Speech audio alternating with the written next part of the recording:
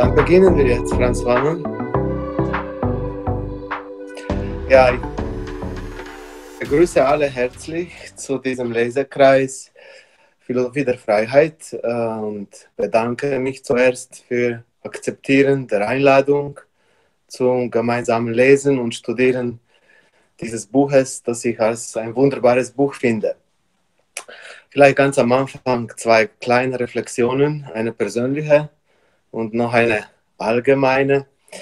Die erste hat damit zu tun, dass ich erzählen will, wie ich zu diesem Buch überhaupt gekommen bin. Vor einigen Jahren habe ich begonnen, einige Vorträge und Texte von Steiner zu lesen und ich habe sie sehr gut gefunden. Es hat mich innerlich angesprochen. Aber wenn immer ich zu geistigen Wesenheiten und Angeloi und Archangeloi kam, zu diesen Themen, wollte ich das nicht lesen. Ich habe das immer übersprungen. Und irgendwie hatte ich eine große Antipathie gegen, ja, sagen wir, Geisteswissenschaft. Ich fand seine pädagogische Vorstellungen sehr hilfreich, aber damit konnte ich nicht anfangen. Dann habe ich eines Tages in einer Zeitschrift einen Artikel gelesen, in dem auch ein Ausschnitt aus Philosophie der Freiheit war. Und in diesem Ausschnitt hat Steiner gesagt, dass dieses Buch für diejenigen geschrieben ist, die mit der Geisteswissenschaft nichts anfangen können, aber doch sich angesprochen fühlen, weil es eine Rechtfertigung der geisteswissenschaftlichen Erkenntnisse darstellt. Und dann habe ich gesagt, wow, das ist ja wunderbar, jetzt kann ich endlich ja, mit meiner Anschauung wie anknüpfen und dann sehe ich, ob diese Antipathie, die ich so tief in meiner Seele fühle, ein Vorurteil ist, etwas, was nicht gut ist oder berechtigt ist. Und als ich das Buch dann studierte, habe ich gesehen, ja, meine Antipathie war eher ein Vorurteil und ja, das Buch hält, was der Autor verspricht, in meinen Augen. Ja, dann würde ich nur noch gerne eine zweite Reflexion dazu geben. Wir haben gestern von unserem Wolfgang gehört, eine wunderbare Anschauung dieses kosmischen Ereignisses, Konjunktion von Saturn und Jupiter in Wintersonnenwende.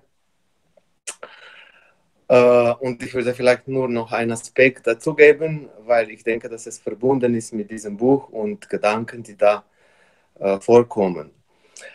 Jetzt, wenn wir heute Kosmos anschauen, dann erleben die meisten Menschen etwas Leeres, etwas, was man ausrechnen kann, was man abstrakt sich vorstellen kann.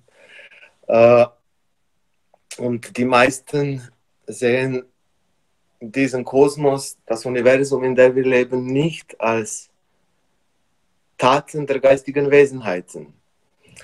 Wenn wir aber zurückgehen in die Geschichte der Menschheit, dann würden wir die Griechen, alten Griechen sehen und die haben das ganz anders gesehen. Sie haben im Kosmos lebendige Wesenheiten gesehen, die haben sie Götter genannt. Und zwei davon, ja, der eine Saturn, in einem Sinne der äußerste Planet, damals, den haben sie Kronos genannt. Kronos im Sinne, das heißt die Zeit, Chronologie. Kronos haben sie gesehen als einen Gott, als eine geistig-göttliche Wesenheit, die bei allen Geschehnissen im Kosmos mitmacht und das sehr treu bewahrt. Also eine Art lebendiges kosmisches Gedächtnis haben sie Saturn gesehen, als Bewahrer der kosmischen Vergangenheit. Ganz anders Jupiter, der größte Planet, der, sagen wir, 2,5 Mal größer ist als alle anderen Planeten zusammengeballt, außer der Sonne. Den haben sie gesehen als Zeus, den haben sie Zeus genannt, war ein Sohn von Kronos und haben ihm Weisheit zugeschrieben. Weisheitsvoll, es ist ein Denker des Planetensystems, der in weisheitsvollem Einklang mit allen anderen Planeten und Kometen und was es immer noch im Kosmos gibt, lebendig denkt.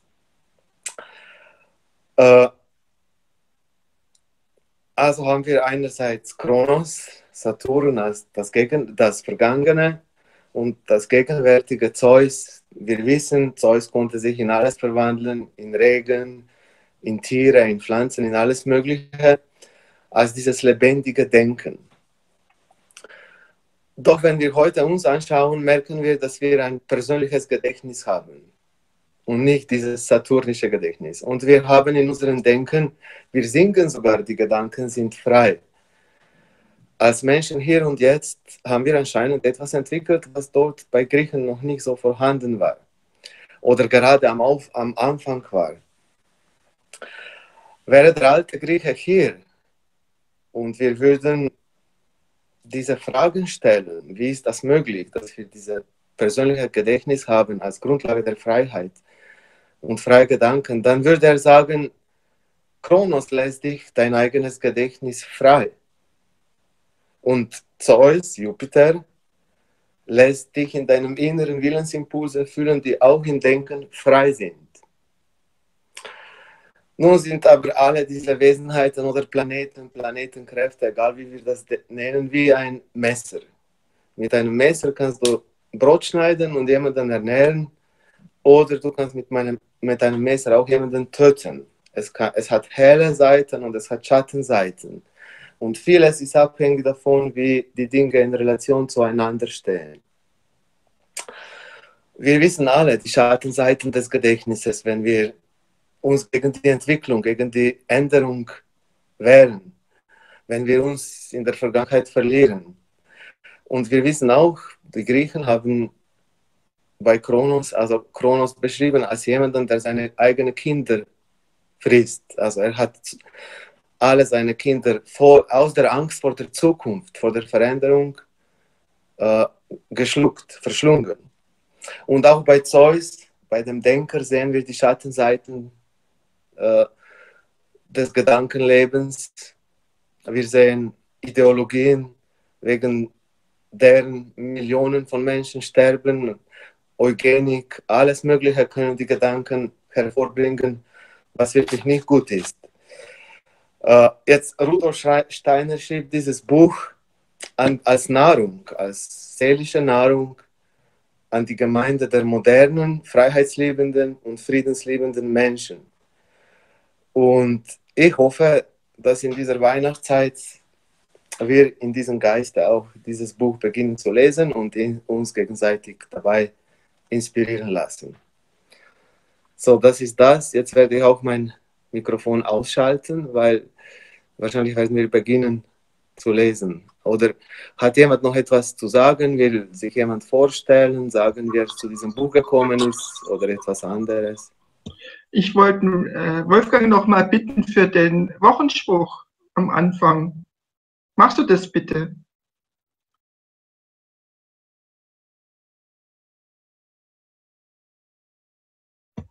Dein Mikrofon ist aus, Wolfgang. Ich habe es gerade gemerkt. Es hat mich gerade erinnert. Da knistert es nämlich dann so, wenn ich sprechen will und es ist nicht ein. Gut, Wochenspruch. Ganz weihnachtlich. Ich fühle wie entzaubert das Geisteskind im Seelenschoß. Es hat in Herzenshelligkeit gezeugt das heilge Weltenwort der Hoffnung Himmelsfrucht, die jubelnd wächst in Weltenfernen aus meines Wesens Gottesgrund. Noch einmal oder passt's? Noch einmal? Ja, bitte. Gut. Ich fühle wie entzaubert das Geisteskind im Seelenschoß. Es hat in Herzenshelligkeit gezeugt das heilge Weltenwort der Hoffnung Himmelsfrucht, die jubelnd wächst in Weltenfernen aus meines Wesens Gottesgrund.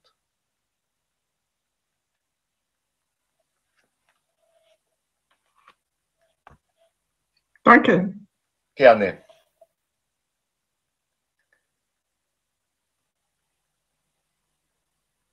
Gut, fangen wir mit der Vorrede an oder ist die Frage, haben alle die gleichen Bücher? Ich habe das PDF bei mir. Mhm. Matthä, man hört dich nicht. Ich würde schon mit der Vorrede beginnen. Die ist sehr schön. Ja, Wer will beginnen zu lesen? Soll ich beginnen? ja, fang du an, ist ein guter Einstieg. Also, dann beginne ich mit der Vorrede zur Neuausgabe 1918, Ende des Ersten Weltkrieges. 2 Wurzelfragen des menschlichen Seelenlebens sind es, nach denen hingeordnet ist alles, was durch dieses Buch besprochen werden soll. Die eine ist, ob es eine Möglichkeit gibt, die menschliche Wesenheit so anzuschauen, dass diese Anschauung sich als Stütze erweist für alles andere, was durch Erleben oder Wissenschaft an den Menschen herankommt, wovon er aber die Empfindung hat, es könne sich nicht selber stützen. Es könne von Zweifel und kritischem Urteil in den Bereich des Ungewissen getrieben werden. Die andere Frage ist die: Darf sich der Mensch als wollendes Wesen die Freiheit zuschreiben? Oder ist diese Freiheit eine bloße Illusion, die in ihm entsteht, weil er die Fäden der Notwendigkeit nicht durchschaut, an denen sein Wollen ebenso hängt wie ein Naturgeschehen? Nicht ein künstliches Gedankengespinst ruft diese Frage hervor. Sie tritt ganz naturgemäß in einer bestimmten Verfassung der Seele vor diese hin. Und man kann fühlen, es ginge der Seele etwas ab von dem, was sie sein soll, wenn sie nicht vor die 2 Möglichkeiten, Freiheit oder Notwendigkeit des Wollens, einmal mit einem möglichst großen Frageähren sich gestellt sähe. In dieser Schrift soll gezeigt werden, dass die Seelenerlebnisse, welche der Mensch durch die 2. Frage erfahren muss, davon abhängen, welchen Gesichtspunkt er gegenüber der ersten einzunehmen vermag. Der Versuch wird gemacht, nachzuweisen, dass es eine Anschauung über die menschliche Wesenheit gibt, welche die übrige Erkenntnis stützen kann.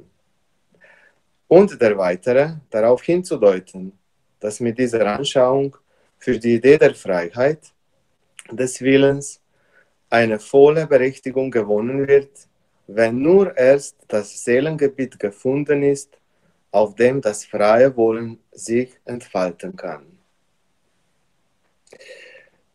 Gibt es da schon einen Wunsch nach Stopp, nach Anschauung?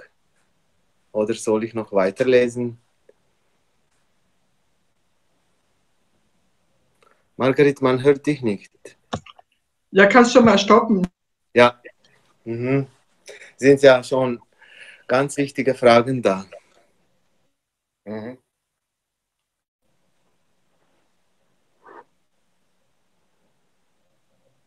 Sie ja gerade das, was mich so angesprochen hat, dass ich eine Stütze, eine Sicherheit finde, aus der ich dann weiter forschen kann, so dass, ja. Es spricht eigentlich das an, was du vorher als Einleitung schon vorgebracht hast. Genau, es spricht genau darüber. Das hat mich ja so berührt an diesem Buch, dass es genau die Fragen berührt, die mich so bewegten. Freiheit und was ist Erkenntnis?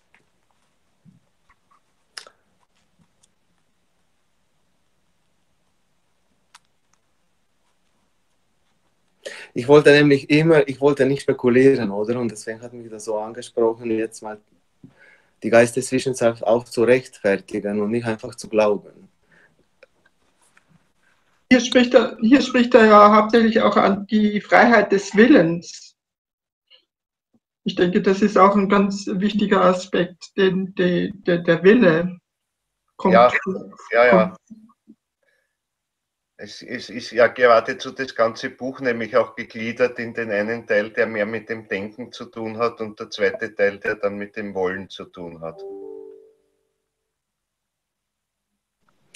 Genau, und das ist ja auch ein großes Rätsel. Wo ist die Freiheit? Ist es im Willen, ist es im Denken oder ist es im wollenden Denken? Also das ist ja schon eine zentrale Frage, die man eigentlich immer im Hintergrund haben muss, wenn man das liest, denke ich. Ja. Und man darf dann gar nicht vergessen, dass dann irgendwo das Fühlen auch noch gibt.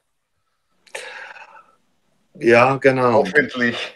Ja, ja, es kommt auch das Fühlen, es kommt auch das Seelische, das Gemüt, weil er ja dieses Buch in Auseinandersetzung mit Hartmanns Philosophie geschrieben hat, und das Fühlen kommt ziemlich stark in Teil, wo er über das Leiden und das Glück spricht, das Genießen und Pessimismus und Optimismus, weil Hartmann hat ja gesagt, am besten würden sich die Menschen alle am Ende umbringen, so hätten sie eine gute Tat getan, oder?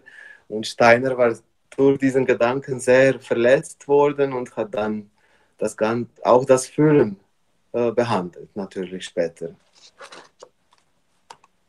Und das ganze Buch ist eigentlich ein sehr fühlendes Werk, würde ich sagen. Ja, ja. Schauen wir mal. Das Zentrum irgendwo. Und das sich alles dreht.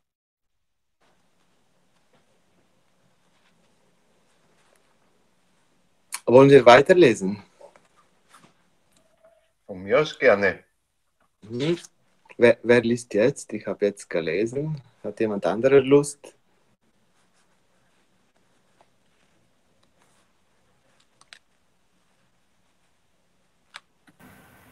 Ich kann gerne lesen. Ah, wunderbar. Gut. Wie machen wir einen Absatz immer, oder? Ja, ich würde sagen einen Absatz und dann schauen wir, ob Fragen sind oder wer noch Fragen gibt, dann geht es halt weiter. Gut. Die Anschauung, von der hier mit Bezug auf diese beiden Fragen die Rede ist, stellt sich als eine solche dar, welche einmal gewonnen ein Glied lebendigen Seelenlebens selbst werden kann. Es wird nicht eine theoretische Antwort gegeben, die man einmal erworben, bloß als vom Gedächtnis bewahrte Überzeugung mit sich trägt. Für die Vorstellungsart, die diesem Buch zugrunde liegt, wäre eine solche Antwort nur eine scheinbare. Nicht eine solch fertige, abgeschlossene Antwort wird gegeben, sondern auf ein Erlebnisgebiet der Seele wird verwiesen, auf dem sich durch die innere Seelentätigkeit selbst in jedem Augenblick, in dem der Mensch dessen bedarf, die Frage erneut lebendig beantwortet. Wer das Seelengebiet einmal gefunden hat, auf dem sich diese Fragen entwickeln, dem gibt eben die wirkliche Anschauung dieses Gebietes dasjenige, was er für diese beiden Lebensrätsel braucht, um mit dem Errungenen das rätselvolle Leben weiter in die Breiten und in die Tiefen zu wandeln, in die ihn zu wandeln Bedürfnis und Schicksal veranlassen. Eine Erkenntnis, die durch ihr Eigenleben und durch die Verwandtschaft dieses Eigenlebens mit dem ganzen menschlichen Seelenleben ihre Berechtigung und Geltung erweist, scheint damit aufgezeigt zu sein. Das ist schon mal so, finde ich, eine sehr starke Aussage. Würde man wahrscheinlich kaum in irgendeinem philosophischen Buch drin finden, so. Ich finde es sehr überraschend, ja, dass dieses Buch, dieses philosophische Buch so wenig so bekannt wird in philosophischen Kreisen. Weil die Aussagen, die da gemacht sind, schon gerade am Anfang hier, ja, und die Souveränität, mit der er spricht, wirklich stark sind. Ja, es ist eine unheimlich starke Aussage. Es werden eigentlich nicht irgendwelche fertigen Antworten gegeben, sondern es wird auf ein Gebiet hingewiesen, zu dem man immer wieder beobachtend, erlebend zurückgehen kann und muss, wenn man was davon haben will. Ja, und das gefällt mir auch, keine fertige Antworten, sondern ein Seelengebiet, wie du gesagt hast, woraus man dann wandelt in die Tiefe, in die Breite, in alle Rätsel des Lebens. Persönlich, als, ja, als ein Mensch mit einer Geschichte. Also die zwei Lebensrätsel wollten ja viele Philosophen lösen und das, was er hier verspricht, ist ein hohes Versprechen.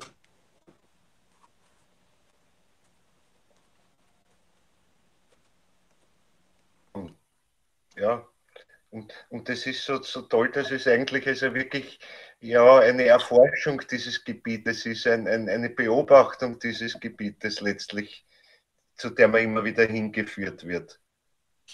Also auf keinen Fall so etwas, was ich so einfach als fertiges Wissen mir halt angeeignet habe und dann habe ich es. Sondern es ist so eine Aufforderung, immer wieder hinzugehen dort und neu zu schauen. Mhm.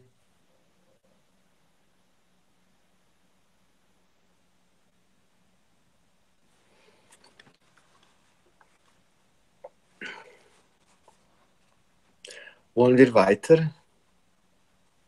Mhm. Wer will denn weiterlesen?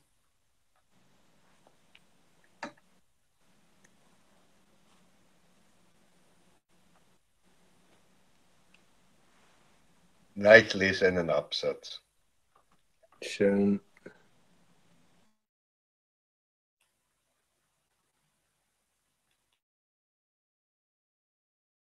Müssen wir mein Mikro einschalten. Gut.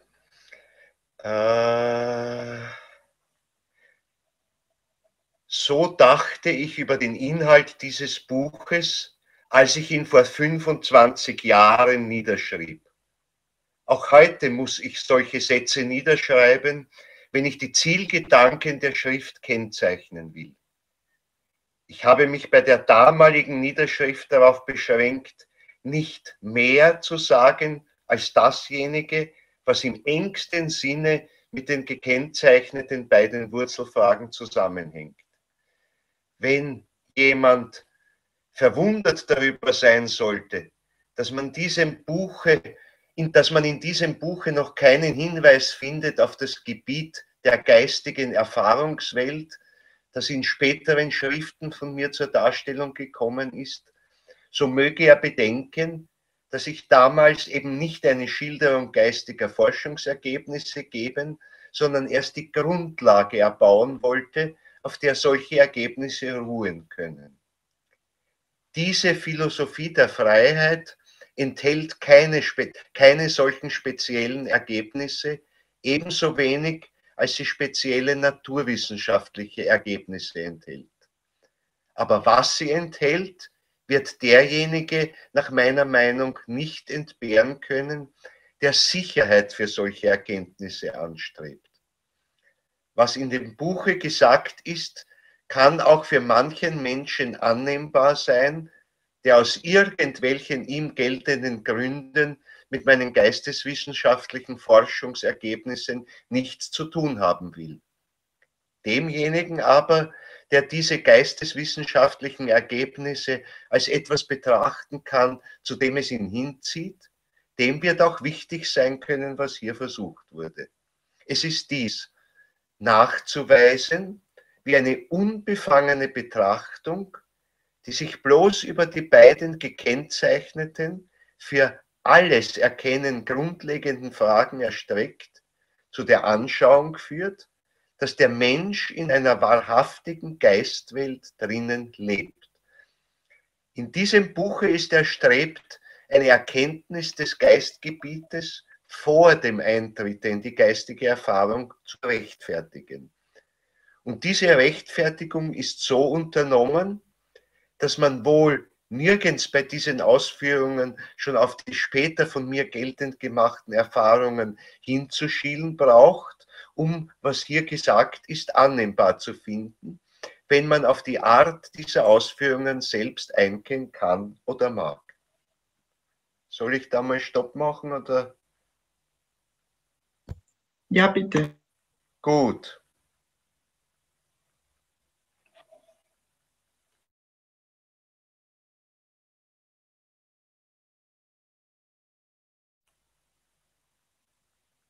Also diese Einleitung ist ja im Geschrieben 1918, wo schon sehr viel von der Geisteswissenschaft, also Anthroposophie, da war. Und das Buch selber ist eigentlich geschrieben worden zur oder fertig geworden zur Michaeli-Zeit 1893, aber es ist dann erst 94 veröffentlicht worden. Also noch bevor Rudolf Steiner mit Vorträgen zur Anthroposophie oder Theosophie begonnen hat.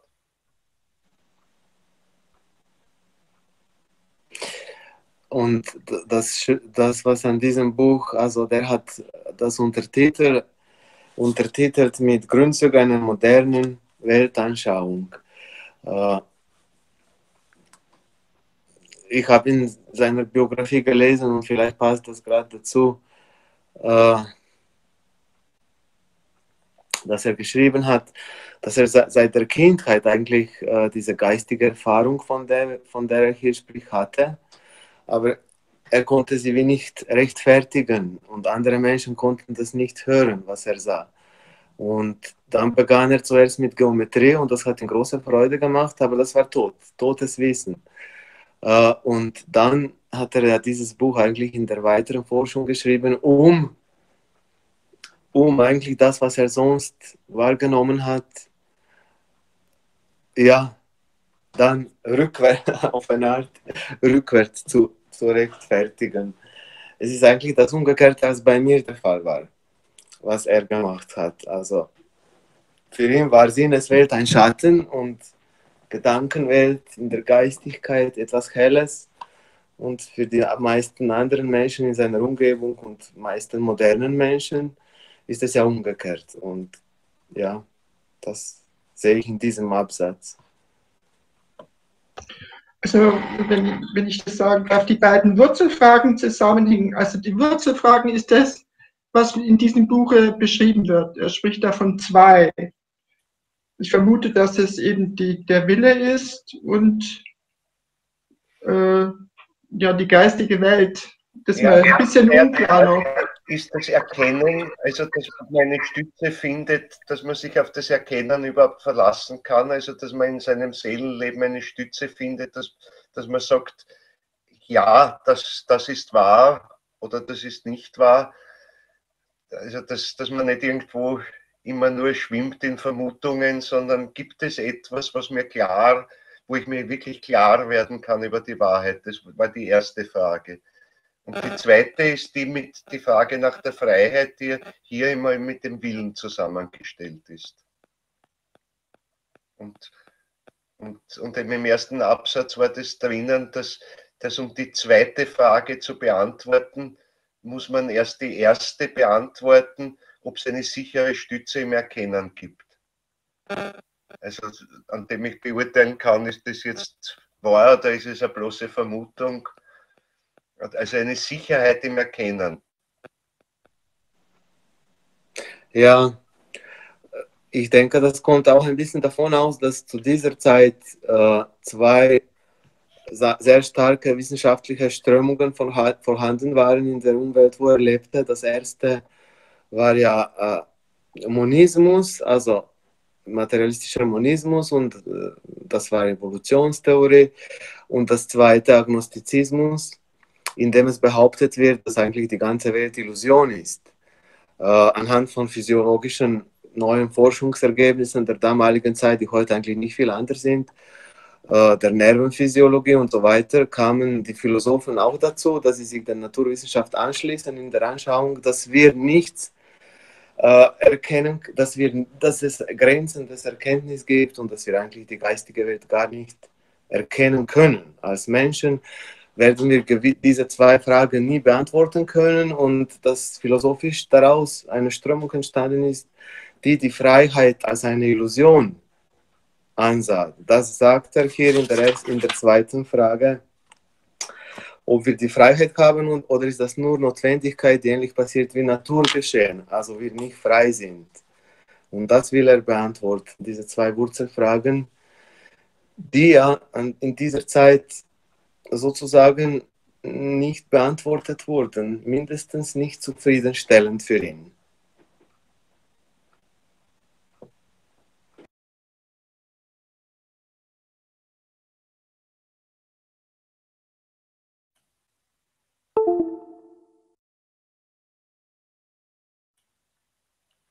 Will jemand weiterlesen oder soll ich weiterlesen?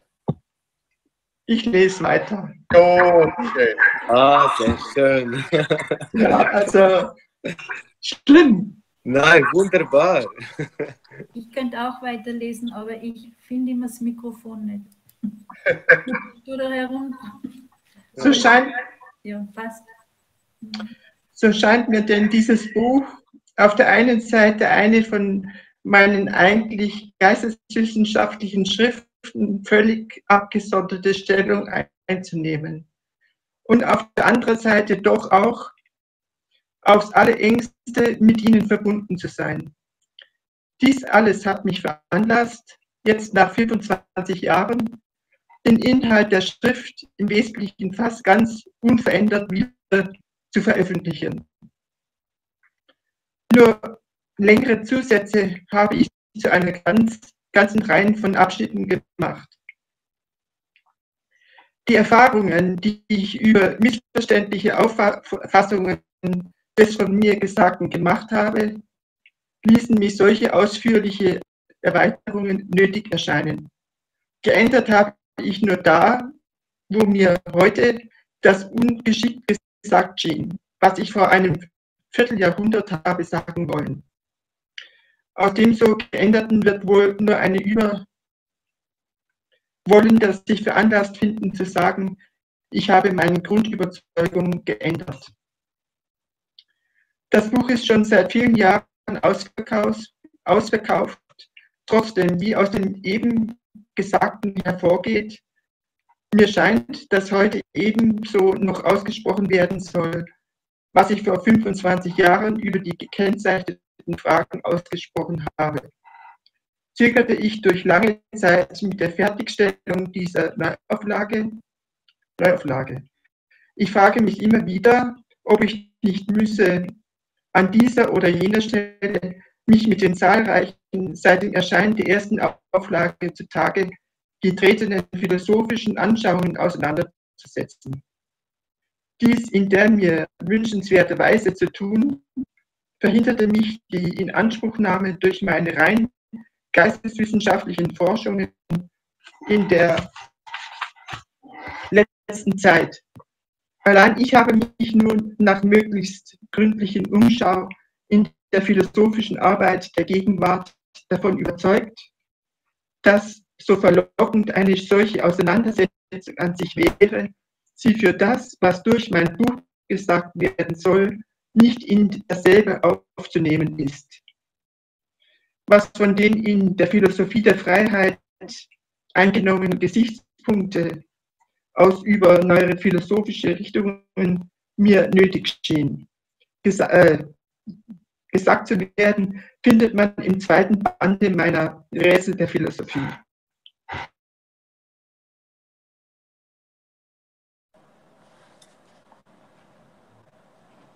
Margret, vielen Dank. Das ist toll gelesen. Dafür, dass du nicht gern liest, war das wirklich ganz toll. Vielen Dank. Ja, vielen Dank. Ich habe aber ganz was anderes, Margret. Ich habe so ein bisschen so eine Störung beim Mikrofon gehabt oder irgendwas war nicht so gut, oder? War das bei euch auch? Ich lisple. Nee, das war das nicht. Nein, das war das Mikro. Nein. Das war das Mikro. Irgendwas war beim Mikro, aber... Ja, bei mir war auch so ein bisschen, aber ich konnte verstehen. Du warst es nicht, Margret, du nicht. Ist alles still hier, ist keiner da. Ja, wenn du jetzt sprichst, ist das auch nicht so. Das ist irgendwie, naja, das ist so. Okay. Das war das Mäuschen in der Leitung. Genau. Ja, die Kiste ist ein bisschen alt, vielleicht liegt es da dran. Ja, aber wenn du so sprichst, ist es wunderbar. Beim Lesen war das so, ne, oder? Nein. Okay. Ich muss jetzt mal fragen, hört man mich? Weil ich... Ja, nicht sehr laut, aber es ist hörbar. Okay. Ja, ich höre dich auch. Ich versuche immer da reinzureden und das funktioniert nicht mit der Pausentaste. Aha. Ist aber schön klar und deutlich. Aber der Ton ist klar, ja. Ja, aber wenn ich jetzt die Pausentaste drücke, dann geht bei mir das Mikro nicht auf. Na, es sollte also wenn man es unten ausgeschaltet hat, sollte es mit der Pausentaste, solange man die Pausentaste hält, solange man die Leertaste hält, sollte es wieder eingehen und wenn man loslässt, soll es wieder weggehen. Okay. Aber Ich manchmal probier's dann funktioniert nochmal. das nicht. Okay. Ich habe auch manchmal das Problem, ich habe daneben das PDF offen mit dem Text, wenn ich mit dem Cursor da drüben bin, dann funktioniert es nicht. Das ist, Muss ich wieder überwandern. Ich habe jetzt das Mikro offen und lasse ein bisschen offen, aber wenn es stört, muss man sich melden. Sonst kann ich nicht reinreden. Aber ich bin sehr gespannt, welche Gedanken du hattest. Vielleicht kannst du sie jetzt mitteilen mit uns. Ja, ich habe ja die Philosophie schon einmal gearbeitet und diese Vorrede zur Neuausgabe habe ich jetzt irgendwie das Gefühl gehabt. Helga, geht's ein bisschen lauter? Ja, ich versuche jetzt da lauter zu stellen. Ja, ganz doll laut, genau.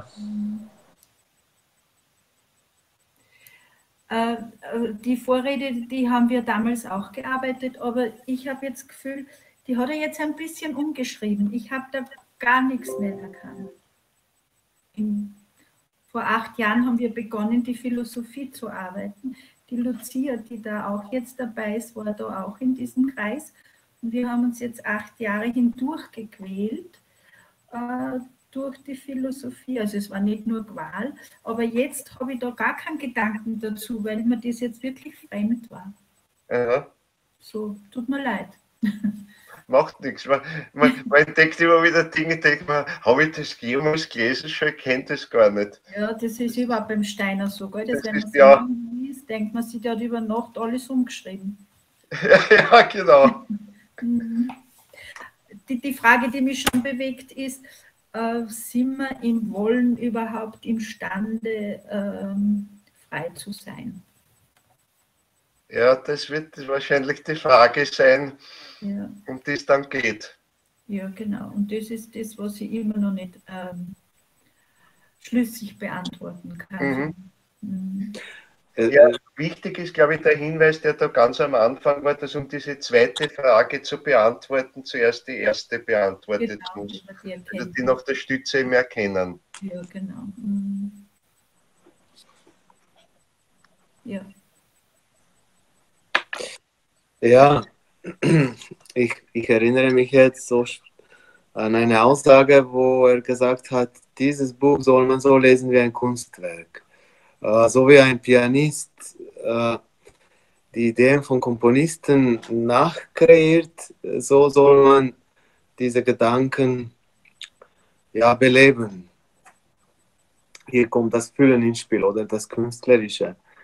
Und ich habe das Buch mehrmals gelesen, aber ich lese das immer als erstes Mal. Also ich habe eine Gabe, dass ich alles vergessen kann, was ich vergessen will. Und das mache ich immer, wenn ich dieses Buch lese. Einfach neu, wieder alles neu. Eine neue Kreation, weil auch eine Komposition, sei es, ich weiß nicht, Missa Solemnis oder egal welches Werk, es wird immer neu aufgeführt. Die Noten sind gleich, aber die Aufführung ist immer neu. Neue Stellen berühren dich, Dynamik ist anders, alles ist anders. Ja, das ist wahr.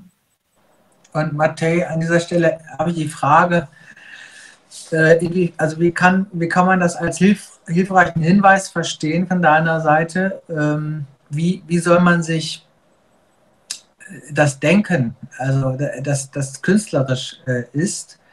Heißt das zum Beispiel, dass du weniger mit dem Verstand rangehst, dass du weniger versuchst, jedes Wort, jeden Satz genau zu verstehen?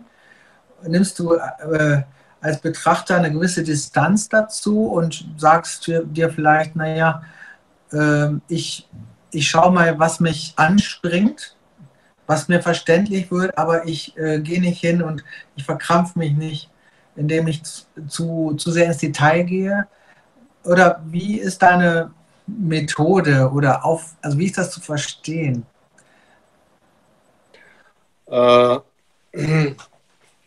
Sicher, dass man Freude dabei hat, also Freude an diesen Gedanken. Freude am Aufführen ist ja auch das Wichtigste. Wenn jetzt Menschen spielen, nur um Geld zu bekommen, klingt nicht schön, nicht gleich als Menschen, die leidenschaftlich spielen.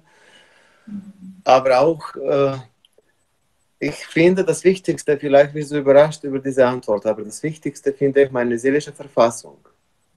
Mit welcher seelischen Verfassung lese ich diesen Text? Aber es ist im Grunde genommen, nehme ich das auch als ein Training, der allein die Auseinandersetzung mit Gedanken bringt mich dann auch, verändert auch die seelische Verfassung. Gewisse Gedanken fahren gewaltig ein und bringen dich an einem anderen Wahrnehmungspunkt. Alles wird lebendig, also ja, aber in der ersten Linie ist meine Antwort meine seelische Verfassung. Wenn ich gut mit mir bin, gut verständigt, ich meine, das Vorspiel zur Philosophie der Freiheit ist das Büchlein Wahrheit und Wissenschaft. Und in diesem Buch, jetzt ist mir der Gedanke entgangen, siehst du, so geht's mir. Aber ich habe ihn jetzt aufgefangen, wenn ich was sagen darf. Bitte, sag. Diese Woche ist mir das so richtig klar geworden mit den Wochensprüchen. Also ich kann mich erinnern, ist noch nicht so lange her, da waren das für mich eigentlich nur Wörter, kein Zusammenhang. Also ich konnte nichts damit anfangen. Das war für mich also ein Buch mit 7 Rätseln. Und jetzt habe ich das konsequent eine Zeit lang gemacht, also morgens die Wochensprüche. Und jetzt fängt es an, eine Form zu bekommen. Das ist unglaublich. Hätte ich nie gedacht. Also nicht, dass ich es verstehe, sondern es bildet sich eine Form. Also ich empfinde es so. Und ich kann mir vorstellen, liegt eigentlich die Kunst drinnen. Und jetzt komme ich zurück auf das Buch der Philosophie. Höchstwahrscheinlich ist es genauso, dass man vieles vielleicht nicht versteht. Und wenn man sich länger damit beschäftigt, dann ist das wie, ja, es gibt eine Form für jeden Einzelnen. Ja. Also so erkläre ich jetzt das Verstehen. Ja. Auf meine Art. Was ist denn mit Form? Was ist mit Form gemeint? Ja, ich muss jetzt ich bin ja ein Bildermensch, also ich mache mir ein Bild. Wenn ich ein Bild habe, das muss jetzt nicht ein Gemälde sein, dann oder eine Form, dann verstehe ich das. Und die Wochensprüche fangen an, für mich verständlich zu werden, durch das, dass sie eine Form bekommen. Also nicht nur durch den Klang, sondern das Verstehen bildet sich, vor allem wenn man sie laut spricht, es ist wie wenn der Äther sich verdichtet. Also so empfinde ich es. Ob das so stimmt, weiß ich nicht. Aber für mich ist es so fassbar. Also ich kann da eine Erfahrung berichten von unserem Einstudieren der Mysteriendramen von Steiner. Da war es am Anfang so, also zuerst einmal bei der ersten Probe haben sie mich schon alle gefragt, was bedeutet das, was bedeutet das? Dann habe ich gleich einmal gesagt, ich habe keine Ahnung, ich weiß es nicht, wie sie draufkommen. Und das Interessante war, je öfter sie den Text gesprochen haben, von Probe zu Probe und dann sogar von Aufführung zu Aufführung, am Anfang hat man den Eindruck gehabt, gut, da wird jetzt brav der Text gesagt, der drinnen steht, der stimmt einigermaßen, so wie es im Buch steht, aber man hat den Eindruck, derjenige, der ihn spricht, hat im Grunde keine wirkliche Ahnung, was er da jetzt sagt. Und nach mehrmaligem Tun ist es immer klarer geworden, ganz von selber, ohne dass wir jemals gegrübelt haben, darüber, was bedeutet das jetzt. Sondern einfach der Text selber hat es geklärt, indem man einfach lebt mit dem Text. Immer wieder, immer wieder. Dann fängt er an, plötzlich klar zu werden. Und man merkt es ganz deutlich, dass er dann auch in der Sprache eben so betont und so geformt und so gesprochen wird, dass ihn auch der Zuhörer nämlich dann aufs erste Mal hört, versteht, wenn er aufmerksam ist. Also es ist, glaube ich, vieles hängt gerade bei den Texten vom Steiner zusammen, Leben mit dem Text. Das heißt, in Lesen, wieder einmal lesen, sich eingestehen, okay, ich verstehe einmal gar nichts. Also ich bin immer drauf gekommen, wenn ich viel mit dem Kopf zu grübeln anfange, ja, was meint er denn jetzt eigentlich? Und dann wird diskutiert vielleicht, ja, könnte das gemeint sein oder das hat mir eigentlich nie weitergeholfen. Sondern am meisten hat mir geholfen, den Text immer wieder zu lesen, zu sprechen, gerade bei der Philosophie der Freiheit oder auch in abzuschreiben. Also am Anfang habe ich begonnen, ihn einfach in Auszügen immer wieder abzuschreiben. Das ganze Notizbücher voll. Habe ich nie wieder nachher angeschaut, aber ich habe es einfach geschrieben. Und mit der Zeit wird er mir vertraut wie ein guter Bekannter und dann fange ich ihn an zu verstehen irgendwo. Darf ich dann nachfragen? Du hast den Text abgeschrieben oder mit eigenen Worten geschrieben? Nein, also ich habe begonnen zunächst einmal ihn abzuschreiben, also zuerst einmal wirklich fast wortwörtlich, dann habe ich einzelne Sätze weggelassen und habe versucht, wirklich einen Kernsatz vielleicht oft aus einem Absatz nur herauszuholen, also so in ein paar Etappen immer mehr gekürzt, aber immer zunächst einmal genau mit den Worten, die drinnen stehen. Ah, ja. Und ich habe es handschriftlich gemacht, also nicht am Computer, sondern das war noch in der Anfangszeit der Computer im Grunde. Na, handschriftlich. Und dann die nächste Phase war dann das Versuchen, mit eigenen Worten zu sagen. Genau. Aber das war sehr spät eigentlich erst. Das habe ich versucht mit dem Via Langmann und dann bin ich ziemlich schnell draufgekommen, obwohl ich das ganze Buch so durchgearbeitet habe, dass man es nicht besser als der Steiner sagen kann. Ja, das ist richtig. Das ist richtig. Das ist richtig. Aber es ist gut, sich dann zu üben, es zu versuchen, halt zumindest. Ja, genau, so ist Übung. Ja. Aber das heißt also, bei mir war es kein üblicher Prozess, wie man einen Text versteht. Dass ich sage, okay, jetzt grübel ich mal, was meint er eigentlich. Das habe ich sehr schnell aufgegeben und habe gesagt, okay, ich versuche einfach zu leben mit dem Text. Wirklich täglich dann am Anfang. Da habe ich immer wieder geschrieben mit ein Stückerl und das ging lange Zeit. Und ich habe einfach die Geduld gehabt zu warten, bis sich der Text von selbst erhält. Das ist wirklich ganz klar an manchen Stellen. Zumindest in dem Moment, vielleicht wenn man es 10 Jahre später wieder liest, muss man das wieder neu starten. Also, und man kriegt dann wieder andere Aspekte mit. Aber zumindest ein bestimmter Aspekt klärt sich. Also das hat eigentlich bei mir recht gut funktioniert. Also du hattest doch in einem anderen Kontext jetzt auch von Elterleib erzählt, wie der Elterleib sich nach 3 Tagen Wiederholung auch verbindet. Ja, dann mit verankert, dann fängt es wirklich an zu leben im Ätherleib. Ja, und jetzt hatte ich gerade so den Gedanken, wenn man abschreibt, dann, irgendeine Rückkopplung ist da, dann ist es ja auch eine Verbindung mit der körperlichen Ebene, also das par excellence. Also ja, man schreibt ja mit dem Körper, ja. Absolut, und eben vor allem die Handschrift ist da gut. Also das Tippen ist weniger hilfreich. Und wenn sich dann. Ich habe es nicht probiert, aber die Handschrift ist total gut, in dem drinnen zu leben. Ja. Bin ich jetzt ganz glücklich drüber, Wolfgang, dass du das so erzählst. Weil ich habe da so primitiv da schon so angefangen von selber. Ja. Das ist jetzt eine tolle Bestätigung. Sehr gut, sehr gut. Ja, irgendwie hat mich der Text fast selber dazu aufgefordert, das so zu machen. Weil ich am Anfang gemerkt habe, wenn ich so grübel, was meint er denn überhaupt, komme ich in Wahrheit nicht weiter. Bin ich jetzt ganz happy. Und ich habe bei den Wochensprüchen, das ist zwar nicht unser Thema hier, aber Thema ist womöglich dein Stichwort, Margit, was du eben meintest mit Formen, ne? Also darum geht es ja. Also, worüber wir jetzt sprechen ist, ja,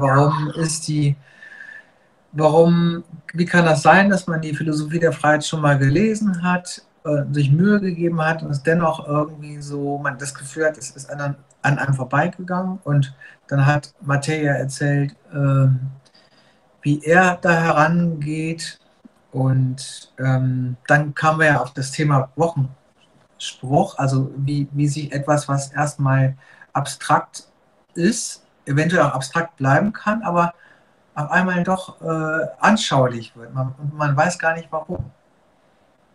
Und da wollte ich aus meiner Anschauung was erzählen, in den echten Lesekreis, wo ich sonst bin. Da wird auch schon mal oder wird regelmäßig der Wochenspruch gelesen, den ich vorher auch mir nicht anschaue. Das heißt, ich höre ihn oftmals dort zum ersten Mal.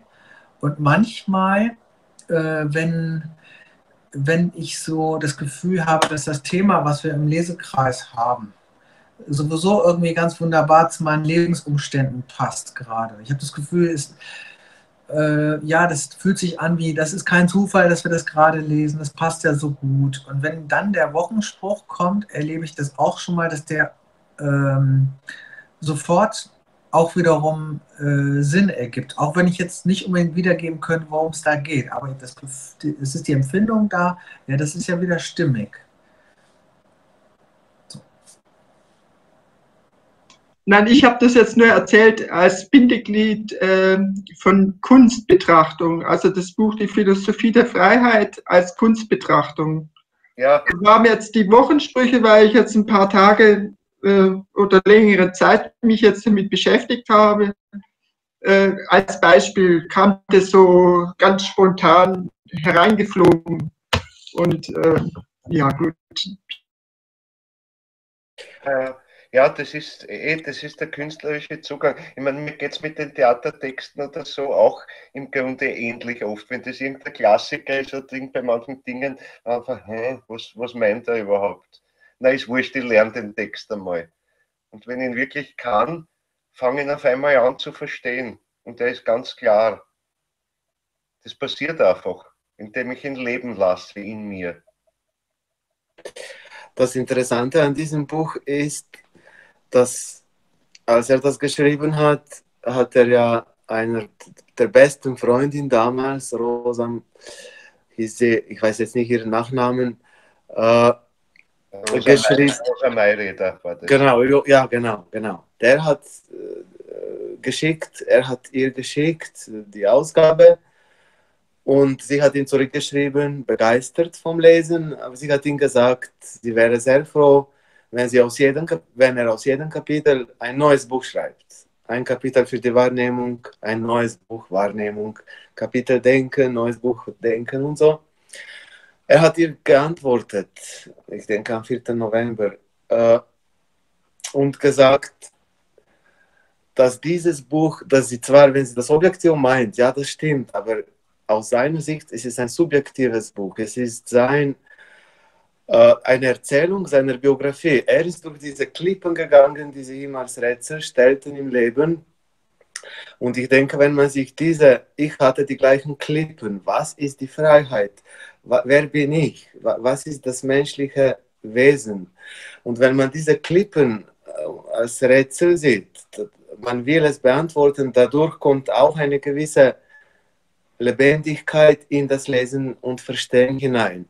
Ein anderer würde sagen, ich verstehe jetzt das Wesen des Jupiters, und da öffnet es ihm auch einen Zugang. Er hat gesagt, jeder hat einen eigenen künstlerischen Zugang zu diesem Werk. Das muss jeder selber finden, weil dieses Werk, sagt er, ist eine Erzählung. Und wenn wir eine Erzählung, autobiografische, biografische oder eine andere Erzählung hören, ja, das grübeln wir nicht. Da sind wir nicht auf die Wahrheit gestellt, sondern auf die Weisheit dieser Erzählung. Und da kommt eine gewisse Freiheit schon hinein beim Lesen, bei mir mindestens, wenn ich weiß, dieses Buch ist eine Erzählung, wie er durch diese Klippen und Abgründe und rätselhafte Fragen ging. Es ist eine Biografie seiner Seele in diesem erkenntnistheoretischen Bereich. Und wenn du einen Geiger fragst oder einen Geigerlehrer fragst, was ist jetzt das Wichtigste, wenn du einen Schüler hast, der oder die Geige lernen will, dann wird dir jeder sagen, konzentrieren und tun, entspannen, relax. Konzentriere, tue, entspanne dich. Und ich denke, also mein Zugang war so. Sonst hätte ich am Buch einen Schiffbruch erlebt.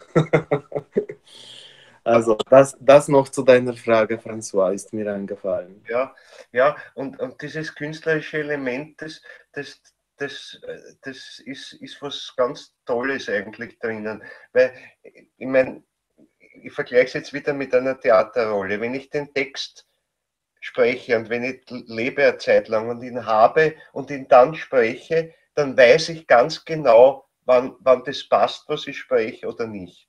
Ob das zur Rolle passt oder nicht. Da habe ich unmittelbar das Erlebnis, das ist ein wichtiger Aspekt der Rolle. Man kann jetzt sie zwar anders auch spielen und das kann genauso wichtig sein, aber ich spüre sofort, das liegt drauf oder es liegt daneben. Und so ist es irgendwie da auch bei dem Text. Wenn ich eine Zeit lang lebe mit dem, dann spüre ich, das ist wahr, was da steht. Dann spüre ich die Wahrheit des Textes, ohne sie aber logisch ableiten zu müssen. Also es ist so, wie wenn ich die Wahrheit anschaue oder sie höre im Lesen, ich weiß nicht, aber es ist keine Frage des logischen Beweises im Grunde, sondern es ist ein unmittelbares Erlebnis. Und das ist irgendwie aber bombensicher, viel sicherer als der logische Beweis. Das ist so, wie wenn ich vor einem Baum stehe, bin ich mir auch sicher, dass der jetzt wirklich vor mir steht. Da hat es zwar schon verschobene Philosophen gegeben, die auch gesagt haben, das ist nicht sicher, aber ich weiß, ich erlebe jetzt den Baum so, wie ich ihn erlebe. Das weiß ich auf jeden Fall. Ob ihn ein anderer genauso erlebt, kann ich nicht sagen, aber ich weiß, dass ich jetzt hier stehe und den Baum so und so erlebe. Dessen kann ich mir bewusst sein und so ist es da auch beim Text. Es ist so, wie wenn ich dem betrachtend gegenüberstehe. Und das ist eine andere Art des Denkens, als wir es gewohnt sind, wo man immer jetzt logisch beweist und sagt, aha, aus A folgt B und dann C und so weiter. Aha, daher ist es richtig.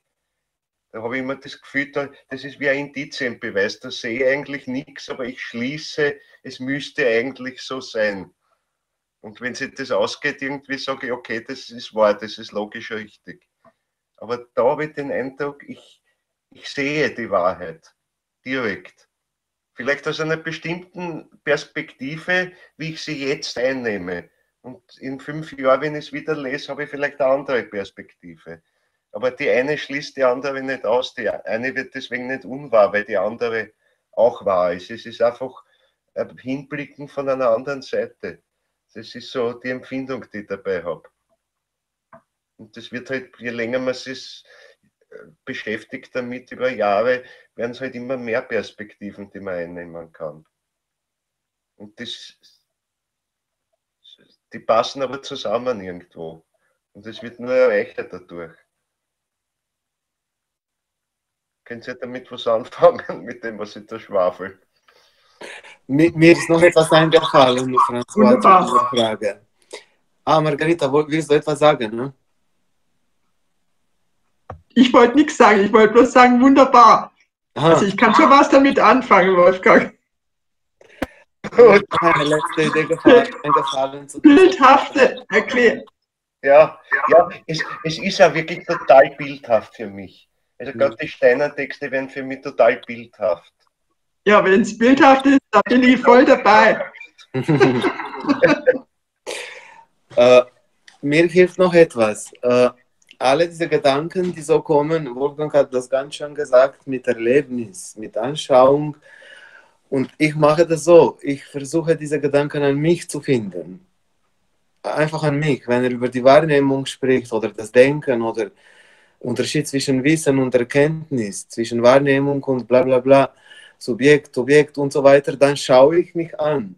Weil das Interessante ist, dieses Buch ist nie, er sagt ja gerade in dieser Vorrede, das ist nicht, du brauchst keine naturwissenschaftliche, auch keine geisteswissenschaftliche Erkenntnisse zu haben. Also du musst nur Mensch sein, reden können, denken können und du kannst dieses Buch begreifen. Du brauchst nichts anderes dazu. Und das ist in der Tat so. Aber was hilft beim Verständnis ist alles das bei sich selber anzuschauen. Wie nehme ich wahr? Herumlaufen und beobachten, betrachten, alle diese Prozesse, von denen er spricht. Das half mir auch enorm beim Verstehen des Buches. Und es ist ja interessant, was der Untertitel irgendwo dann noch sagt, seelische Beobachtungsresultate nach naturwissenschaftlicher Methode. Ja, genau. Es geht um Beobachtungen mit der Klarheit, die man sonst nur in der Naturwissenschaft hat. Also Ja. wach genug zu sein, nicht nur zu träumen, was passiert, sondern wirklich zu beobachten, was passiert zum Beispiel, wenn ich denke. Was passiert da in mir? Dass ich das einfach wach beobachte. Und, Ja, genau. und da brauche ich ein logisches Ableiten, sondern beobachten, was passiert dabei. Ja, ich kann von mir aus beobachten, was passiert, wenn ich einen logischen Gedanken fasse. Kann ich als Übung von mir aus daneben machen. Und dann merke ich sofort, das ist ein anderes Erlebnis, als wenn ich sowas mehr bildhaftes Denken habe zum Beispiel. Merke ich dann in mir sofort den Unterschied.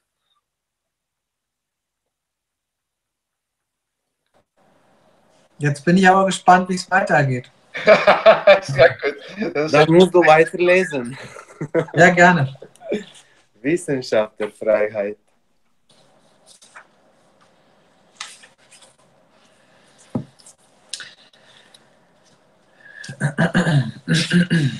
Wissenschaft der Freiheit. Das bewusste menschliche Handeln.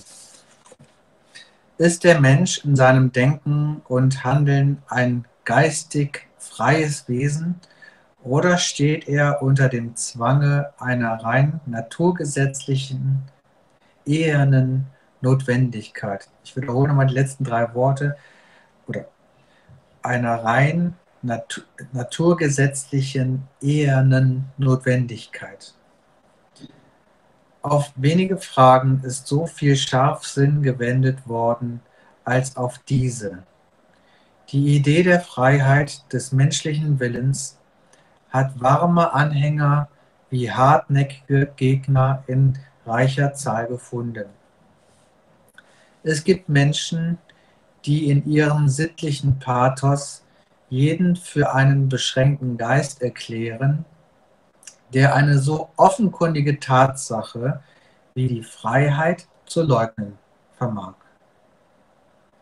Ihnen stehen andere gegenüber, die darin den Gipfel der Unwissenschaftlichkeit erblicken, wenn jemand die Gesetzmäßigkeit der Natur auf diesem Gebiete des menschlichen Handelns und Denkens unterbrochen glaubt.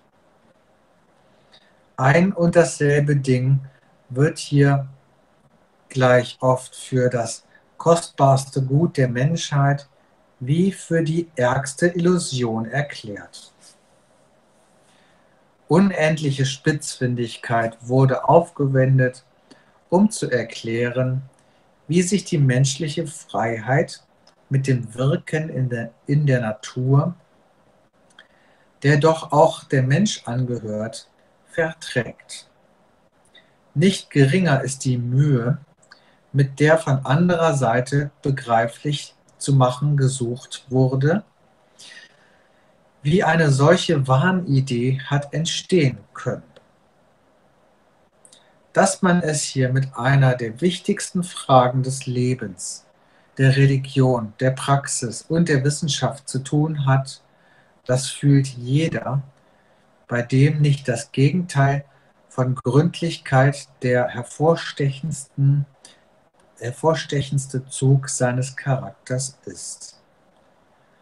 Und es gehört zu den traurigen Zeichen der Oberflächlichkeit gegenwärtigen Denkens, dass ein Buch, das aus den Ergebnissen neuerer Naturforschung einen neuen Glauben prägen will, in Klammern David Friedrich Strauss, der alte und der neue Glaube, Klammer zu, über diese Frage nichts enthält als die Worte: Auf die Frage nach der Freiheit des menschlichen Willens haben wir uns hierbei nicht einzulassen. Die vermeintlich indifferente Wahlfreiheit ist von jeder Philosophie, die des Namens wert war, immer als ein leeres Phantom erkannt worden. Die sittliche Wertbestimmung der menschlichen Handlungen und Gesinnungen aber bleibt von jeder Frage unberührt.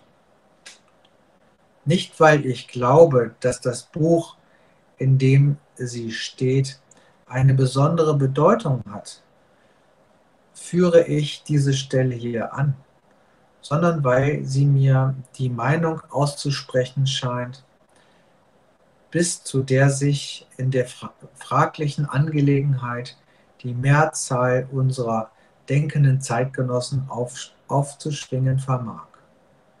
Dass die Freiheit darin nicht bestehen könne, von zwei möglichen Handlungen ganz nach Belieben die eine oder die andere zu wählen, scheint heute jeder zu wissen, der darauf Anspruch macht, den wissenschaftlichen Kinderschuhen entwachsen zu sein.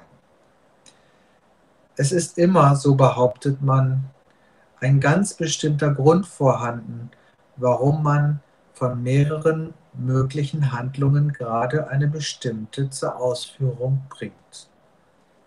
Ich höre mal hier auf.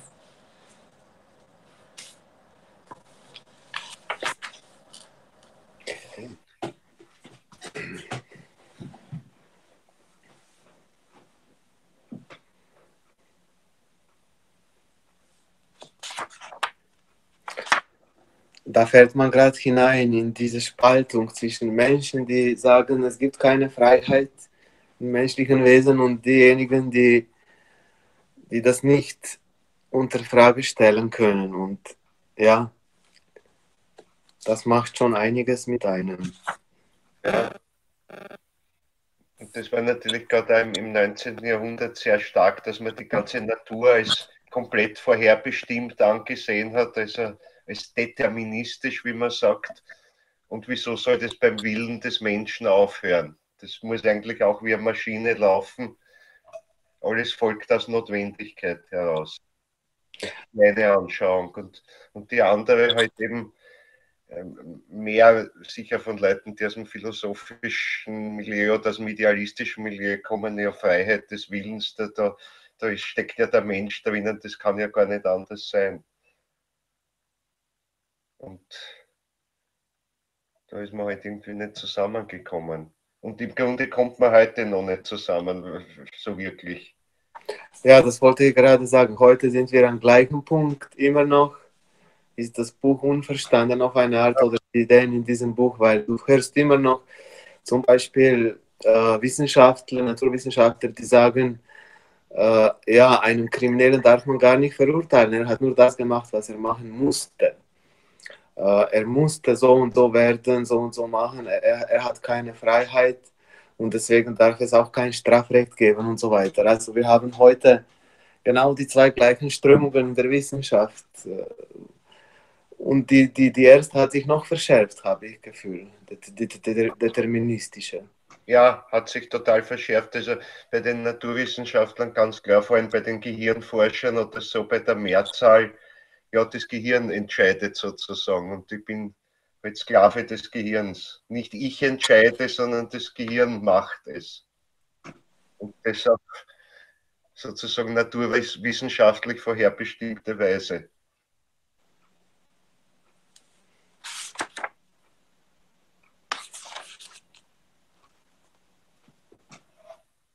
Und dann erwähnt er hier diesen David, wie heißt der?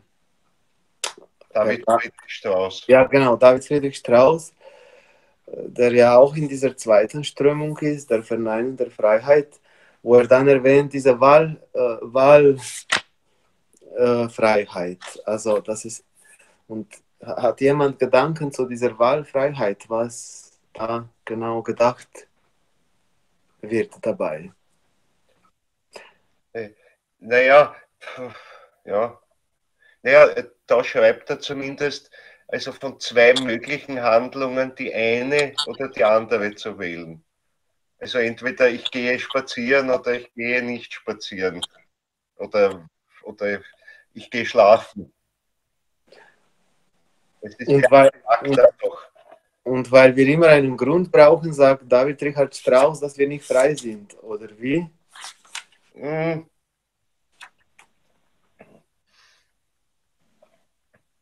Hm. Ja, er meint also zumindest, ja, dass wir da nicht frei sind. Also, Ja, dass wir da nicht frei sind, weil wir einen bestimmten sind, ja. Grund haben. Aber der Steiner läuft ja darauf hinaus, also irgendwo, dass das ja selbstverständlich ist. Ich meine, dass wenn man von Freiheit spricht, natürlich hat man einen Grund. Genau, ja. Natürlich hat man einen Grund, ja. Ja.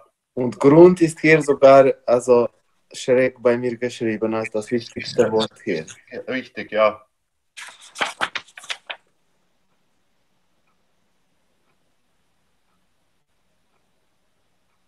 Weil wenn ich zwei, also das ist ja dieses die bekannte Geschichte von diesem Esel, oder? Ja, ich glaube, das kommt dann später sogar, das Beispiel. Irgendwo. Ah, kommt, ich habe das schon vergessen, aber ja, das... Wo kommt es dann in der Nähe, glaube ich, ja. Aha. Ja, also das ist richtig. Aber das ist nicht einfach so abstrakt gedacht. Natürlich, mit den zwei Stauballen links und rechts, wo soll er hin? Und dann bleibt er in der Mitte stehen, weil er sich nicht entscheiden kann, sozusagen. Weil er keinen Grund findet, warum er... Keinen Grund findet. Ja. Er findet keinen Unterschied. Das ist nämlich sehr wichtig, weil das heißt, an Sinn macht es überhaupt das von der Freiheit zu sprechen, wenn auch der Grund irgendwo da ist, warum ich diese oder jene Handlung wähle. Nicht einfach beliebig hin und her. Deswegen finde ich diesen Absatz so wichtig. Ja. Hier geht es wirklich um eine ganz tiefe Erkenntnisfrage. Also, wie unterscheide ich überhaupt etwas? Und klar, er geht jetzt weiter darauf ein, aber ich finde wichtig, das im Bewusstsein zu halten, dieses Rätsel, das er darstellt, der ist sehr, sehr tief. Richtig, ja.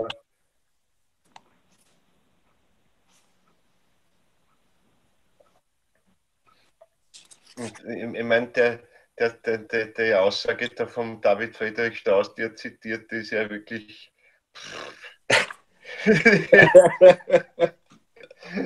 Ja, es ist trockenes Zeug, oder? Dabei trockenes Zeug und im Grunde... Ja. Nonsens, aber bitte, ja, ist gut. Aber es sind gute Beispiele, wie man denken oder auch vielleicht nicht denken kann und trotzdem was sagt. Es ist ja wirklich so ein Glaube bei vielen Eltern, merke ich in der letzten Zeit, wenn sie den kleinen Kindern Unterscheidung zwischen roten oder gelben Eiscreme geben, dass sie dann meinen, sie haben ihnen die Freiheit gegeben. Ja. Also dieser David Richard Strauss wirkt noch heute mit diesen Gedanken ganz brutal in der Erziehung auf eine Art. Wird ja auch in den psychologischen Untersuchungen oder wenn man das untersucht, so ähnlich gemacht. Ja. Jetzt links das Knopferl oder rechts. Genau, als wäre das schon dieses Seelengebiet, woraus man tief wandelt. Mhm.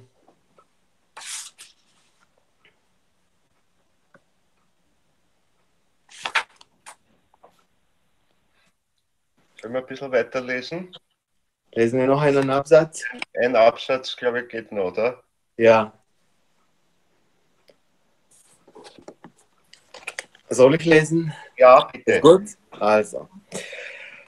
Ich lese noch den letzten Satz von dem vorherigen Absatz, weil ich finde, dass es gut ist. Es ist immer, so behauptet man, ein ganz bestimmter Grund vorhanden, warum man von mehreren möglichen Handlungen gerade eine bestimmte zur Ausführung bringt. Das scheint einleuchtend. Trotzdem richten sich bis zum heutigen Tage die Hauptangriffe der Freiheitsgegner nur gegen die Wahlfreiheit. Sagt doch Herbert Spencer, der in Ansichten lebt, die mit jedem Tag an Verbreitung gewinnen, in Klammern die Prinzipien der Psychologie von Herbert Spencer, deutsche Ausgabe, Klammer zu, 1882, Klammer zu, dass aber jedermann auch nach Belieben begehren oder nicht begehren könne, was der eigentliche Dogma vom freien Willen liegende Satz ist, das wird freilich ebenso sehr durch die Analyse des Bewusstseins als durch den Inhalt der vorhergehenden Kapitel der Psychologie verneint. Von denselben Gesichtspunkten gehen auch andere aus. wenn sie den Begriff des freien Willens bekämpfen. Im Keime findet sich alles diesbezügliche Ausführungen schon bei Spinoza.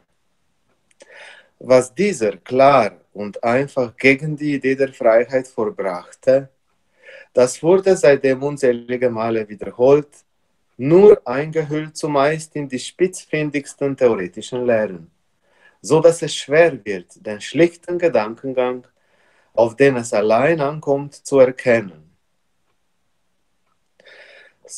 Spinoza schreibt in einem Brief von Oktober oder November 1674: Ich nenne nämlich die Sache frei, die aus der bloßen Notwendigkeit ihrer Natur besteht und handelt. Und gezwungen nenne ich die, welche von etwas anderem zum Dasein und Wirken in genauer und fester Weise bestimmt wird. So besteht zum Beispiel Gott, obgleich notwendig, doch frei, weil er nur aus der Notwendigkeit seiner Natur allein besteht. Ebenso erkennt Gott sich selbst und alles andere frei, weil es aus der Notwendigkeit seiner Natur allein folgt, dass er alles erkennt. Sie sehen also, dass ich die Freiheit nicht in ein freies Beschließen, sondern in eine freie Notwendigkeit setze. Doch wir wollen zu den erschaffenen Dingen herabsteigen, welche sämtlich von äußeren Ursachen bestimmt werden, in fester und genauer Weise zu bestehen und zu wirken. Um dies deutlicher einzusehen, wollen wir uns eine ganz einfache Sache vorstellen. So erhält zum Beispiel ein Stein von einer äußeren, ihn stoßenden Ursache eine gewisse Menge von Bewegung, mit der er nachher, wenn der Stoß der äußeren Ursache aufgehört hat, notwendig fortfährt, sich zu bewegen. Dieses Beharren des Steines in seiner Bewegung ist deshalb ein erzwungenes und kein notwendiges, weil es durch den Stoß einer äußeren Ursache definiert werden muss. Was hier von dem Stein gilt, gilt von jeder anderen einzelnen Sache und mag sie noch so zusammengesetzt und zu vielen geeignet sein, nämlich, dass jede Sache notwendig von einer äußeren Ursache bestimmt wird, in fester und genauer Weise zu bestehen und zu wirken. Nehmen Sie nun, ich bitte, an, dass der Stein, während er sich bewegt, denkt und weiß, er bestrebe sich, so viel er kann, in der Bewegung fortzufahren. Dieser Stein, der nur seines Strebens sich bewusst ist und keineswegs gleichgültig sich verhält, wird glauben, dass er ganz frei sei und dass er aus keinem anderen Grunde in seiner Bewegung fortfahre, als weil er es wolle.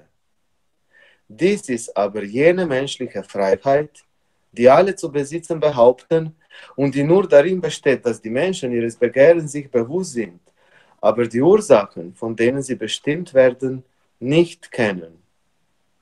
So glaubt das Kind, dass es die Milch frei begehre und der zornige Knabe, dass er frei die Rache verlange und der Furchtsame die Flucht.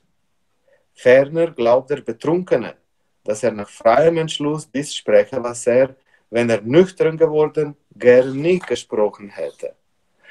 Und da dieses Vorurteil allen Menschen angeboren ist, so kann man sich nicht leicht davon befreien. Denn wenn auch die Erfahrung genügend lehrt, dass die Menschen am wenigsten ihr Begehren mäßigen können und dass sie von entgegengesetzten Leidenschaften bewegt das Bessere einsehen und das Schlechtere tun, so halten sie sich doch für frei, und zwar, weil sie manches weniger stark begehren und manches begehren sie leicht durch die Erinnerung an anderes, dessen man sich oft entsinnt, gehemmt werden kann. Das war jetzt dieser Brief von Spinoza. Mhm. Weißt du was zu Spinoza zu sagen?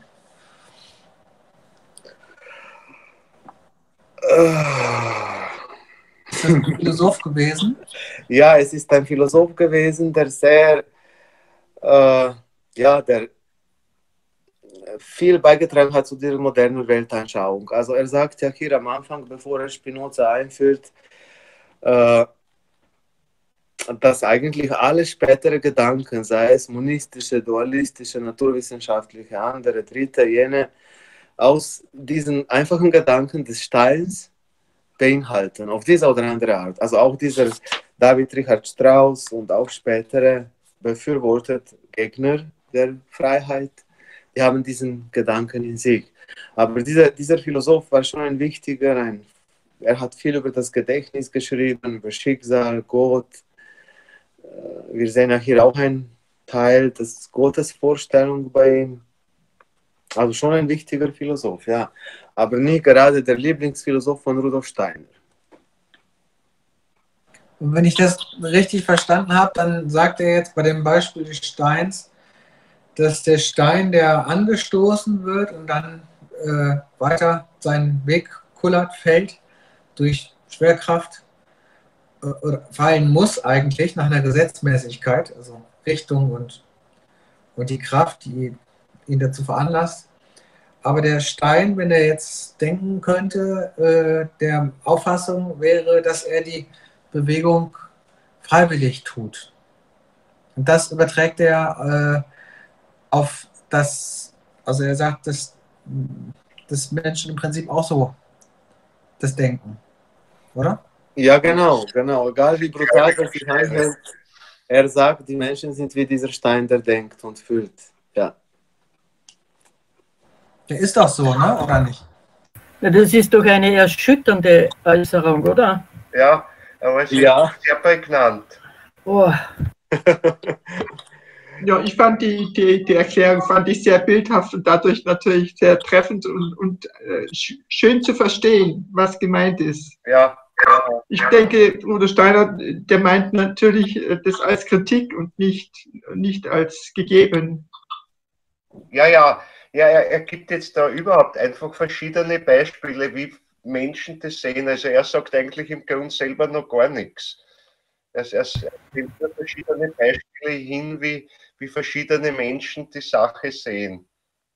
Also wenn ich dem Gedankengang folge, dann habe ich ja eigentlich nie und nimmer eine Chance der Freiheit, oder? Genau. Habe ich das richtig verstanden, ja? Ja, so ist es gemeint. Also aber das ist jetzt nicht Steiners Meinung, sondern er lässt halt jetzt den Spinoza sprechen. Spinoza, genau. Vorher hat er den Spencer genommen. Also das Tolle ist, er sagt jetzt einmal zunächst gar nichts dazu, er enthält sich eigentlich jeder Äußerung, sondern sagt nur, der sagt es so, der sagt es so und wieder anderer wieder anders. Also er zeigt ein paar typische, markante Möglichkeiten einfach auf. Und gerade weil Spinoza so bildhaft spricht, nimmt er jetzt ihn, um diesen Gedankengang zu enthüllen, nachdem alle diese Spencers dieser Welt und Strauße dieser Welt denken. Hier ist es wirklich, also wie du gesagt hast, ganz bildhaft vorhanden, was die Gegner der Freiheit zu sagen haben. Aber es wird ja nichts gesagt, ob das so ist oder nicht ist. Das kommt erst, lässt er sich jetzt Zeit, Steiner, und geht noch weiter mit Beispielen von Gegnern der Freiheit. Ja, er beurteilt es eigentlich da im Wesentlichen gar nicht, sondern stellt es nur mal hin. Also macht so eine Art Materialsammlung heute, welche Standpunkte gibt es denn dazu? Er baut eine Stimmung auf, wie im Krimi. Ja, genau. Genau. Wer ist der Täter?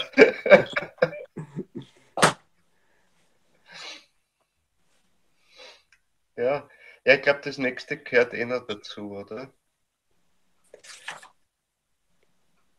Ja, es geht noch weiter. Erst nächstes Mal. Genau, es gipfelt dann bei Hartmann und ja, ich denke, jetzt ist schon fast halb. Ja, genau. Ich sehe es, weil der nächste Absatz ist ziemlich lang. Ja. Dann, es geht zwar weiter, aber das macht ja nichts. Wir wiederholen es das nächste Mal ein bisschen so in den groben Zügen und dann schauen wir. Hat jemand Lust, für das nächste Mal zusammenzufassen, was wir bis jetzt gelesen haben? Ich würde die Frage anders formulieren, Matej. Wer hat Lust?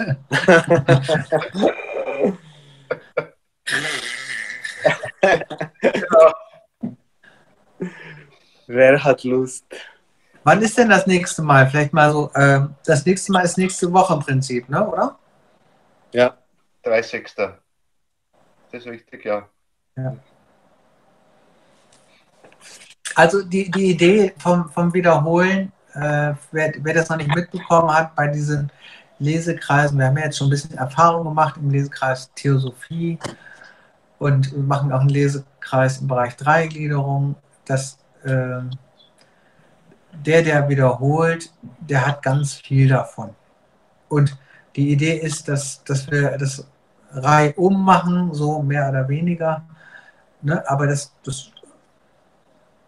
man sich dem mal stellt und man hat, selbst profitiert man einiges davon. Erlebe ich immer wieder. So.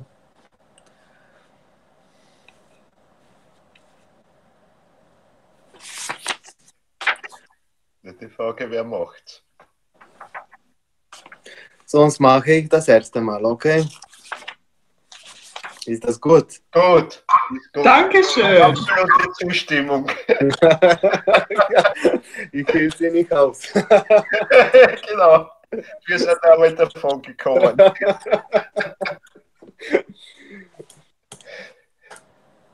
Deswegen habe ich mich immer als erstes gemeldet in der Schule, das dann hinter mir war. Genau. Ist dabei, ja. Richtig. Flucht Ja. nach vorne. Das kenne ich irgendwie. Schön. Spannend. Sollten wir das so beibehalten, diese Vorgehensweise, dass wir immer so also in Abschnitten lesen und dann so stückchenweise drüber reden? Ist das der richtige Weg oder soll man einen größeren Bogen lesen und dann nochmal zurückgehen und Abschnitte? Was meinst du, Matthäus? Was eignet sich für das Buch hier? Also ich denke, dass dieses Buch so schön gegliedert ist, dass wirklich fast nach Hauptsätzen gelesen werden kann oder nach Briefen. Jetzt habe ich Spinoza ganz gelesen, weil ich hätte schade gefunden, nur einen Absatz von seinem Brief zu lesen. Ja, ich finde, so wie wir heute gemacht haben, ganz schön und produktiv. Wir haben dazwischen auch viel geredet und das finde ich auch mega schön. Schließe ich mich an. Ja, ich finde es auch passend. Genau. Passt. Ja, gut. Genau, dafür muss man halt ein bisschen schauen, wie es sich entwickelt, oder? Bitte? Man kann ja schauen, wie es sich entwickelt. Ja. Am Anfang ist das sicher gut. Genau, für den Anfang war das auf jeden Fall gut. Kann ja sein, dass das in einem anderen Kapitel vielleicht anders geschickter ist. Das werden wir ja sehen. Wir sind ja flexibel. Ja, genau. So ist es. Schön. Ja, vielen Dank. Schön. Vielen Dank allen. Also, Ich danke auch. ich wünsche mal allen schöne Weihnachten. Ja, Ja, Nicht zu vergessen. Ja. schöne Weihnachten, genau. Auch unseren Zuschauern im Livestream, jetzt haben sie 20 Leute mit zugeschaut. Oh Gott. Ja. ja.